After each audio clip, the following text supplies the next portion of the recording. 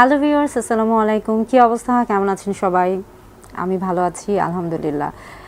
আজকে কথা বলবো আপনাদের সাথে পুরুষদের একটি বিষয় নিয়ে। অনেক পুরুষ মনে করে থাকেন বা তাদের মনের মধ্যে বা তাদের মাথার মধ্যে একটা প্রশ্ন, খুবই কমন প্রশ্ন, ঘুরপাক খেতে থাকে এবং অনেকেই জিজ্ঞেস করতে থাকেন। সেই বিষয়টা নিয়ে কথা বলবো। প্রশ্নটি হচ্ছে যে অনেকে প্রশ্ন করেন যে মাস্টারবেশন, অর্থাৎ যারা হস্তমৈথুন করে থাকেন, মাস্টারবেশনের ফলে বা হস্তমৈথুনের ফলে তার যে স্পার্ম রয়েছে সেটা কি আসলে ধ্বংস হয়ে যায়, বা তার যে সিমেনের মধ্যে যে স্পার্ম বা শুক্রাণুটা তৈরি হচ্ছে সেটা কি আসলে তৈরি হতে পারে না? আজকে মূলত এই বিষয়টা নিয়ে কথা বলবো। ভিউয়ার্স, আমি ডক্টর নুসরাত জাহান দৃষ্টি, কাজ করছি ক্লিনিক্যাল সোশ্যাল ওয়ার্কার এবং সেক্সুয়াল হেলথ এডুকেটর হিসেবে।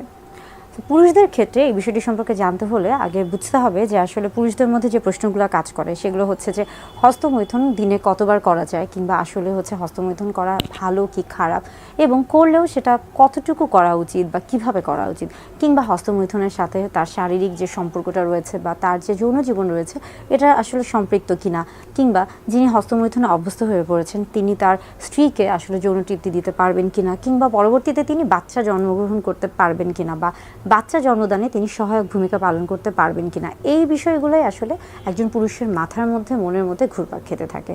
তাহলে আমাদেরকে জানতে হবে যে আসলে এই যে হস্তমৈথুনের যে বিষয়টা এবং এটার সাথে সিমেনের যে বিষয় বা স্পার্মের যে বিষয়টা, সেই ক্ষেত্রে আমরা সবার আগে জানবো যে আমাদের শরীরে অর্থাৎ পুরুষদের শরীরে কিভাবে স্পার্মটা তৈরি হচ্ছে। যদি আমরা এটা জানতে পারি তাহলে আমরা বুঝতে পারবো যে মাস্টারবেশন বা হস্তমৈথুনের সাথে স্পার্মের যে সিমেন বা শুক্রাণুটা রয়েছে, অর্থাৎ বীর্যের যে শুক্রাণুটা রয়েছে সেটার সম্পর্কটা কেমন হয়ে থাকে।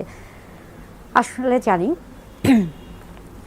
স্পার্ম মূলত আমাদের পুরুষ যারা রয়েছেন তাদের শরীরে টেস্টিস থেকে তৈরি হয়ে থাকে। প্রতিনিয়ত স্পার্ম তৈরি হচ্ছে এবং এটা কিন্তু প্রতিনিয়ত একাধারে তৈরি হতে থাকছে এবং এই তৈরি হওয়াটা কিন্তু বন্ধ হচ্ছে না, এবং এটার পরিমাণ আমরা বলে থাকছি যে দৈনিক 50 থেকে 100 মিলিয়ন স্পার্ম তৈরি হচ্ছে। এবং সেখানে দেখা যাচ্ছে যে এই যে তৈরি হওয়াটা, এটা টেস্টিসের পাশে একটি স্থান রয়েছে যেটাকে আমরা বলে থাকছি এপিডিডাইমিস, সেখানে গিয়ে কিন্তু এটা জমা হচ্ছে। এবং যখন একজন পুরুষের ইজাকুলেশন হয়ে থাকে, অর্থাৎ যখন তার লিঙ্গ উত্থান হয়ে থাকে এবং বীর্যপাত হয়ে থাকে, সেই ক্ষেত্রে কিন্তু দেখা যায় যে এই যে আমরা বলে থাকছি যে আপনার স্পার্মটা সেটা কিন্তু কিছুটা ফ্লুইড আকারে বা তরল আকারে বেরিয়ে আসে, এবং একই সাথে পাশাপাশি প্রোস্টেটিক ফ্লুইড এবং সেমিনাল ভেসিকলের যে ফ্লুইডটা রয়েছে সেটাও কিন্তু বেরিয়ে আসে, অর্থাৎ ইজাকুলেশনের ফলে কিন্তু এই যে স্পার্মটা সেটা বেরিয়ে আসছে। এখন ধরুন যে একজন পুরুষের যদি ইজাকুলেশন না হয়ে থাকে সেই ক্ষেত্রে কি হতে পারে?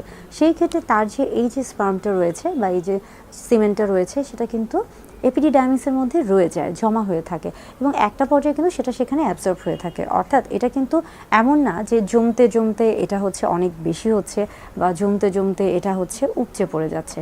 তো বিষয়টা হলো যে আসলে যাদের শরীরে বা পুরুষদের যাদের স্বাভাবিকভাবেই যাদের শরীরে এভাবে সিমেন স্পার্ম তৈরি হচ্ছে তাদের ক্ষেত্রে কিন্তু এই যে এটা ইজাকুলেশনের মাধ্যমে ফ্লুইড আকারে বের হয়ে আসছে, অথবা এটা যাদের ক্ষেত্রে ইজাকুলেশনের মাধ্যমে বের হয়ে আসছে না তাদের ক্ষেত্রে কিন্তু এটা নিজে থেকে অ্যাবজর্ব হয়ে যাচ্ছে, অর্থাৎ যেখানে জমা হচ্ছে সেখানে এটা অ্যাবজর্ব হয়ে যাচ্ছে।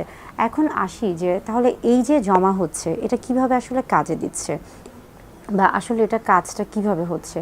একটা গবেষণা দেখা গেছে 2005 সালে, সেখানে গবেষণা করা হয় যে এক দম্পতির মধ্যে যদি একজন পুরুষ একদিন সহবাস থেকে বিরত থাকে, কিংবা যদি তিনি 2 দিন সহবাস থেকে বিরত থাকে, অথবা 3 থেকে 5 দিন, অথবা 8 থেকে 10 দিন, কিংবা 12 থেকে 14 দিন, এইভাবে আসলে একজন পুরুষকে সহবাস থেকে বিরত রাখা হয়েছিল। এবং সেখানে দেখা গিয়েছিল যে যারা আসলে যত কম দিন, মূলত আমরা বলে থাকছি যে 3 থেকে 5 দিন পর্যন্ত, অন্তত 3 থেকে 5 দিন পর্যন্ত যারা সহবাস থেকে বিরত থেকেছিলেন তাদের আসলে স্পার্মের যে গুণগত মান রয়েছে বা পরিমাণগত মান রয়েছে সেটা আসলে সবচেয়ে ভালো ছিল।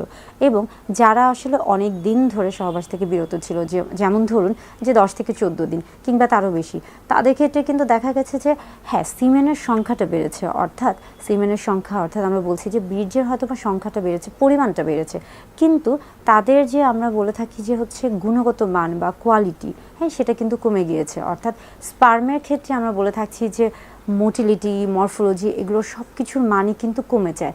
আবার ধরুন যে এই যে স্পার্মের ক্ষেত্রে তাদের যে হচ্ছে ডিএনএ ফ্র্যাগমেন্টেশন বা তাদের যে হচ্ছে ডিএনএর যে কোয়ালিটিটা, সেটাও কিন্তু যখন 3 থেকে 5 দিনের মধ্যে না হয়ে থাকে তখন কিন্তু এটা আস্তে আস্তে কমতে থাকে। অর্থাৎ সময় বৃদ্ধির সাথে সাথে কিন্তু এমন না যে আপনি যতদিন সহবাস থেকে বিরত রাখবেন ততই হয়তো বা আপনার সিমেন বা আপনার স্পার্মের যে গুণগত মানটা সেটা বৃদ্ধি পাবে। আসলে তা না, নির্দিষ্ট একটা সময়, এবং সেটাকে ধরা হয়ে থাকছে যে 2 থেকে 5 বা 3 থেকে 5 দিন, এই সময়টা হচ্ছে সবচেয়ে ভালো সময়। আরেকটা বিষয় হচ্ছে যে তাহলে মাস্টারবেশন কি আসলেই হচ্ছে স্পার্মকে ধ্বংস করে? না, আসলে মাস্টারবেশন হচ্ছে স্পার্মকে ধ্বংস করে না। স্পার্মকে ধ্বংস করতে হলে সেক্ষেত্রে খেয়াল করতে হবে যে একজন পুরুষের শরীরে স্পার্মটা ঠিকমতো তৈরি হচ্ছে কিনা, কিংবা তার শরীরের অন্যান্য যে বিষয়গুলো রয়েছে সেগুলো ঠিকমতো হচ্ছে কিনা, এবং তার যে আমরা বলে থাকছি যে ফার্টাইল পিরিয়ড বা তার আসলে তার ফার্টিলিটি আছে কিনা বা তার পক্ষে সম্ভব কিনা, এই বিষয়গুলোকে খেয়াল রাখতে হবে। এবং পাশাপাশি মনে রাখতে হবে যে আমরা যদি স্পার্মের গুণগত মানের কথা চিন্তা করে থাকি, সেই ক্ষেত্রে একজন পুরুষকে অবশ্যই তার স্বাস্থ্যগত দিকের খেয়াল রাখতে হবে। তাকে তার শরীরকে ভালো রাখার জন্য পুষ্টিকর খাবার গ্রহণ করতে হবে, একটা সুন্দর আমরা বলে থাকছি যে হচ্ছে স্বাস্থ্যকর জীবনযাপন করতে হবে। তাহলে কিন্তু তার যে স্বাভাবিক যে সিমেন্টটা তৈরি হচ্ছে সেখানে স্পার্মের গুণগত মানটা ঠিক থাকবে। আর মাস্টারবেশনের ক্ষেত্রে হচ্ছে যে আপনার স্পার্মের আসলে গুণগত মান মাস্টারবেশনের সাথে কখনোই সম্পৃক্ত না।